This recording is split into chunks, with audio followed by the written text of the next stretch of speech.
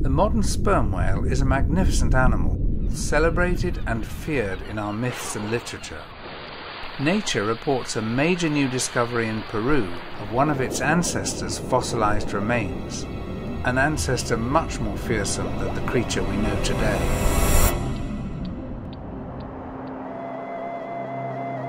This part of the Peruvian coast, about 500 kilometers south of Lima, is probably the richest place in the world for fossil marine mammals. It's a paleontologist's paradise.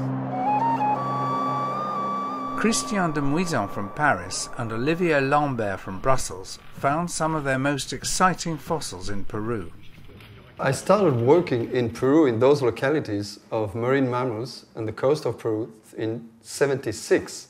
So it's about 36 years ago exactly. I told Olivier, go to Peru with Giovanni and start working. And they did a very good job. They worked very well. They collected a lot of fossils. This area, the Pisco-Ica Basin, it's on the south coast of Peru. It is a desertal area, and you have very large outcrops in which you find fossils. And so you just need to walk in the desert and look at these kind of little hills that always, most of the time, correspond to the presence of a fossil marine mammal. So it's a fantastic area to study. Every type of whale has its own particular way of catching its prey. There are two groups of cetaceans. The first one is the group of the baleen whales, like the blue whale here. And then the second group is the one of the sperm whale, the group of the tooth whales, and they have such teeth.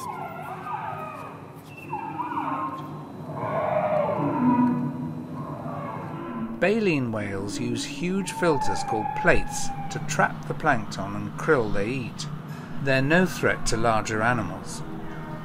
But toothed species like the killer whales are hunters, and these were much more numerous 12 million years ago. The first time that we arrived in Peru, we discussed with my colleague Giovanni Bianucci from the University of Pisa what would be the great discovery that could be done in Peru.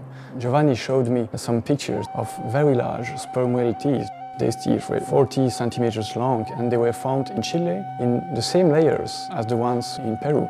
And so Giovanni just told me the best thing that could happen to us is to find the skull, which is associated to these teeth.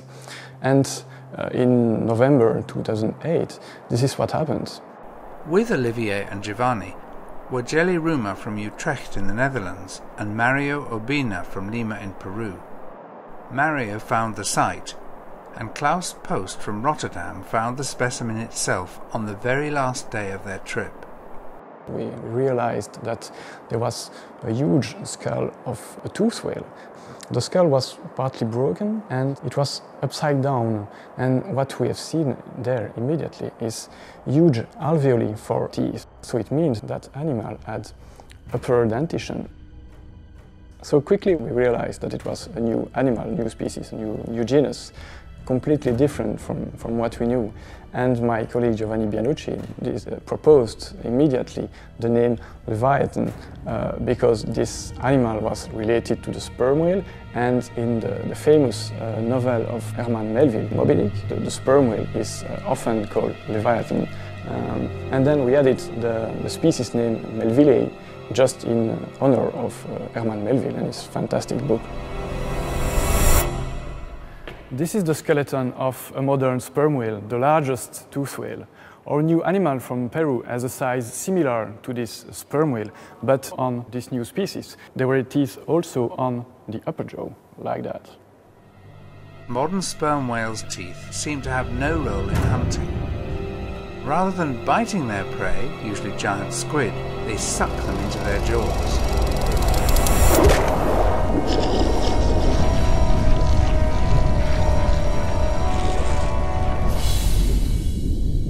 The Nature paper shows a modern sperm whale compared in size to a modern killer whale and reveals the enormous bite of Leviathan. It had teeth on the mandible and on the skull. And the teeth were like this, occluding. And you had this small facet here, where the tip of the lower teeth was entering. And it's just a wear facet from the lower teeth on the upper tooth. And it means that this animal was using its teeth not to eat squids like the recent sperm whale, but to eat big animal with skeleton.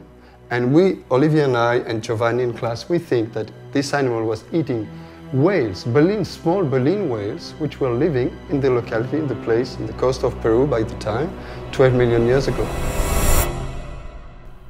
Even Herman Melville's Moby Dick would have lost any fight with Leviathan melvilli from Peru. This animal was as big as a recent sperm whale, but the teeth were almost twice bigger. This tooth is about 36 centimeters long, and the diameter is 12 centimeters in diameter, which makes this animal the biggest tetrapod bite ever discovered. This is unfinished business. The paleontologist will be returning to Peru in a few months' time. What do they want to learn now? I say it's a paleontologist's paradise.